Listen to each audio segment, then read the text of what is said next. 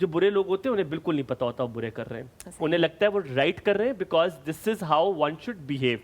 उन्होंने ट्रॉमा इतना सहा होता है। मेरा ये असूल है कि जो इंसान बुरा है वो इंसान किसी ट्रॉमा की वजह से बुरा है। लेकिन दिस डजंट मीन कि अगर आपको किसी चीज का ट्रॉमा है तो अब आप उसका बदला हमसे मैं यही कह रहा हूँ। अब आपने नहीं, आपने मेरी बात पूरी, मैंने स्टेटमेंट हाँ। दी। मैंने ये नहीं कहा कि वो जस्टिफाइड है। मैं ये कह रहा हूँ जब भी इंसान कोई बुरा करता है उसके साथ कोई ट्रॉमेटिक इंसिडेंट होता है, usually most of the time generic आपने एक बात की, ये मोस्ट ऑफ द टाइम ये होता है कि उसके साथ ट्रॉमा को अटैच्ड होता है या उसके साथ इतना बुरा होता है कि उसने ये एक डिफेंसिव बिहेवियर बना लिया है। अब वो इस तरह करेगा तो उसे टेंशन मिलेगी तो वो काम करेगा। डू यू एग्री ये काम होता है? Yes, that happens. That usually happens. देखिए, the one जो उस स्टेट में से निकला है, ट्रॉमा क्या है? That is an emotional response.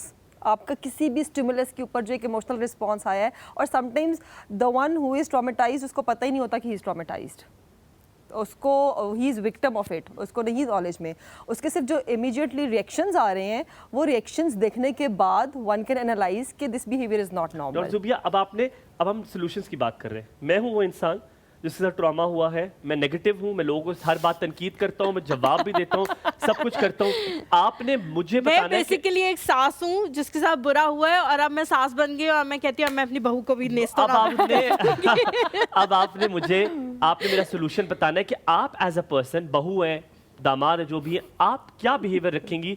ऐसे इंसान को क्या अटेंशन देनी चाहिए, उससे बात करनी चाहिए, बार बार करनी चाहिए?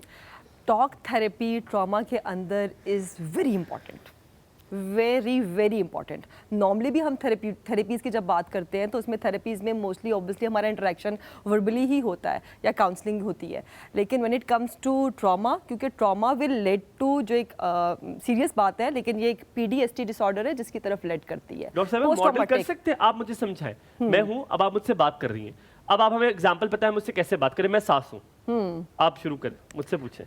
नहीं, अभी देखिए, मैं आपसे जनरली बात कर सकती हूँ ना कि आप कैसे हैं, आपके माइंड में क्या चल रहा है, आज याद आई है तुम्हें आपका ये रवैया इस तरह क्यों है? खुदा का वास्ता है, वो पेट्रोल छिड़क के आग लगा देंगे कि मेरा बिहेवियर रवैया क्यों है? सुन तो लो हारून, जरा सुनना, तुम्हारी ये क्या कह रही है बेगम? कह रही है आपका रवैया मेरे साथ ऐसा क्यों है।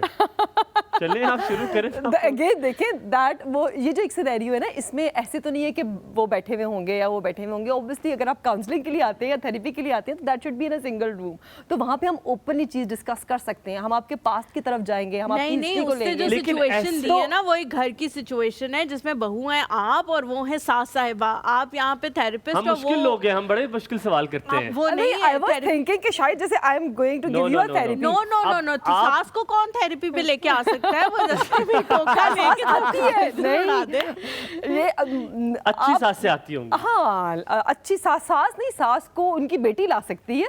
हाँ, तो बहू नहीं ला सकती ना, बहू नहीं ला सकती, लेकिन उनकी बेटी ला सकती है। एंड शी एडमिटेड इट कि यस, अम्मा का रवैया बहू के साथ और बेटों के साथ नहीं ठीक।